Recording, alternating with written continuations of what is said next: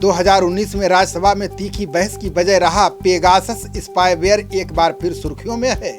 आपने अभी तक विपक्षी नेताओं के फोन टेपिंग के आरोप सुने होंगे, लेकिन इस बार कई मंत्रियों के फोन की जासूसी की गई है।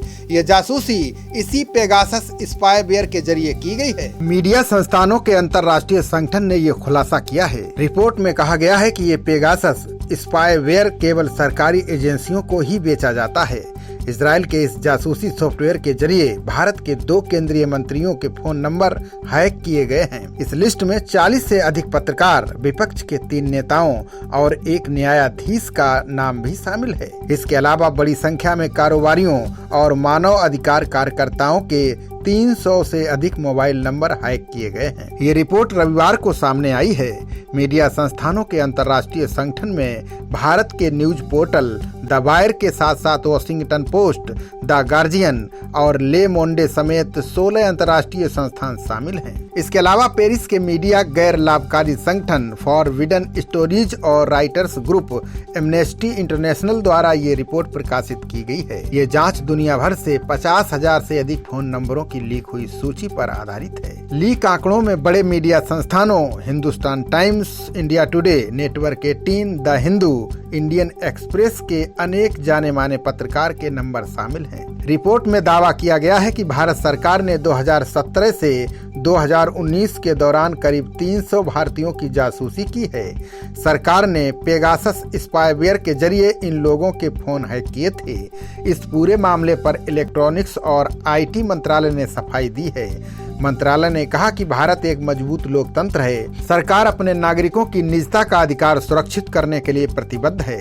सरकार पर जो जासूसी के आरोप लग रहे हैं वो पूरी तरह बेबुनियाद हैं। अब इस मुद्दे पर राजनीति भी गर्मा गई है। हैकिंग विवाद को लेकर राहुल गांधी ने सरकार पर तंज कसा।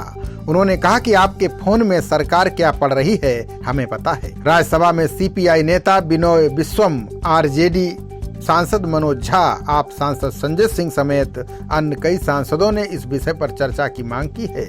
वहीं कांग्रेस नेता अधीर रंजन चौधरी ने कहा कि हमारी राष्ट्रीय सुरक्षा खतरे में है। उन्होंने कहा कि वो सदन में इस मुद्दे को जरूर उठाएंगे। अब सवाल उठता है कि आखिर क्या है पेगासस सॉफ्टवेयर और ये कैसे काम करता है। बता दें कि पेगासस एक मैलवेयर है। ये आईफोन और एंड्रॉयड डिवाइस को हैक कर लेता है।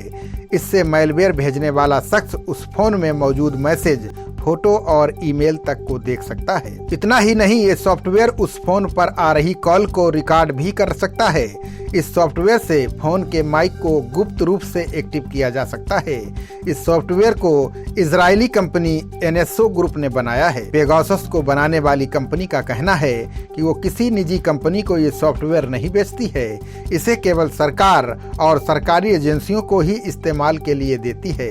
इसका मतलब है कि अगर भारत में इसका इस्तेमाल हुआ है तो कहीं न कहीं सरकार या सरकारी एजेंसियां इसमें शामिल हैं। पेगासस सबसे पहले 2016 में सुर्खियों में आया था। कई मानवाधिकार कार्यकर्ताओं को लिंक मिले थे।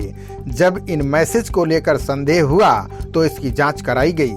जांच में खुलासा हुआ कि अगर लिंक पर क्लिक करते तो उनके फोन में पेगासस डाउनलोड हो जाता। 2 अक्टूबर 2018 को सऊदी अरब के पत्रकार जमाल खगोसी की जान लेने में भी पेगासस का नाम सामने आया था। 2019 में भी पेगासस सुर्खियों में था। तब व्हाट्सएप ने कहा था कि पेगासस के जरिए करीब 1400 पत्रकारों और मानव अधिकार कार्यकर्ताओं के व्हाट्सएप की जानकारी हैक की गई थी। इस मामले को कांग्रेस नेता दिग्विजय सिंह ने राज्यसभा में जोर शोर से उठाया था और सरकार पर कई आरोप भी लगाए थे। खबरों का सिलसिला जारी रहेगा। देखते रहिए जनप्रवाद। नमस्कार।